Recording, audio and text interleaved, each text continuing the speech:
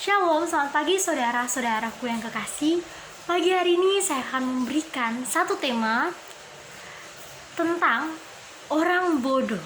Saya tidak akan membacakan ayatnya secara pasti, tapi ini diambil dari Amsal pasal yang pertama. Ketika saya menyebutkan poinnya, barulah saya akan menunjukkan ayat pendukung yang berbicara tentang bagian ini. Saya memberi tema sekali lagi, orang bodoh. Yang menjadi pertanyaannya nih, siapakah yang disebut orang bodoh? Bukankah tidak ada manusia yang diciptakan di dunia ini bodoh? Saya percaya dan saya mengamini hal itu benar. Tidak ada satupun manusia yang diciptakan oleh Allah menjadi pribadi yang bodoh. Tetapi yang membuat manusia bodoh adalah dirinya sendiri. Mana buktinya? Buktinya inilah akan saya bagikan dari Amsal pasal yang pertama. Siapakah yang disebut orang bodoh? Yang pertama yang disebut orang bodoh adalah orang yang tidak takut akan Tuhan. Ini ayat yang ke-7b dan 29b akan saya bacakan. Tetapi orang bodoh menghina hikmat dan didikan. Kemudian 29 bagian B, dan tidak memilih takut akan Tuhan. Orang yang disebut sebagai orang yang bodoh adalah orang yang tidak takut akan Tuhan. Kalau orang yang tidak takut akan Tuhan, apakah banyak? Masih banyak. Tapi saya berharap dalam kehidupan kita bergereja, kita yang sudah menyatakan diri kita Kristen, kita yang percaya Tuhan, kita adalah pribadi yang takut akan Tuhan. Itu yang pertama, orang yang dikatakan sebagai orang bodoh tidak takut akan Tuhan. Yang kedua, siapa yang disebut orang bodoh adalah orang yang tidak mau mendengar dan menolak nasihat yang ada. Kita baca di ayat 33, 30, dan 34. Oke, saya bacakan ayat 30. Tidak mau menerima nasihatku, tetapi menolak segala teguranku. Ayat 33. Tetapi siapa mendengarkan aku, ia akan tinggal dengan aman, terlindung daripada kedahsyatan malapetaka. Ayat 24, maaf terlewat. Oleh karena kamu menolak ketika aku memanggil, dan tidak ada orang yang menghiraukan ketika aku mengulurkan tanganku.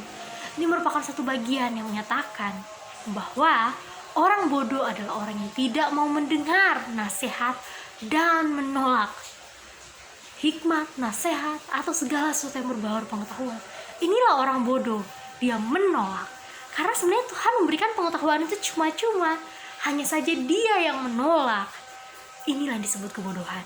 Dan yang ketiga, orang yang bodoh adalah orang yang mencintai dosa serta membenci pengetahuan. Dalam ayatnya yang ke-10 sampai yang ke-24 serta ayatnya yang ke-22, saya akan secara khusus membacakan ayat yang ke-22. Berapa lama lagi, hai orang tak berpengalaman, kamu masih cinta kepada keadaanmu itu? Pencemooh masih gemar kepada cemooh, dan orang bebal benci kepada pengetahuan. Saudara-saudara yang kasih kita Yesus Kristus.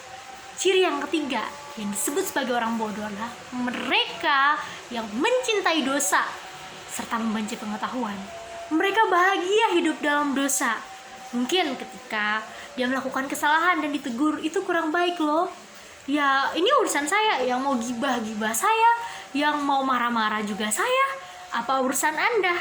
Dia menolak nasihat, dia benci terhadap pengetahuan, tetapi dia mencintai perbuatan dosa yang dilakukan.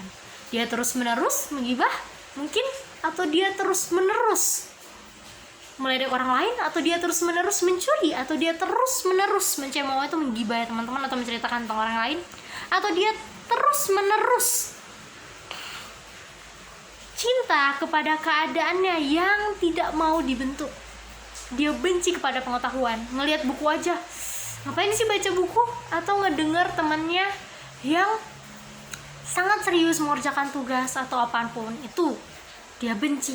Itu tidak ada faedahnya dalam hidup saya. Inilah ciri-ciri orang bodoh.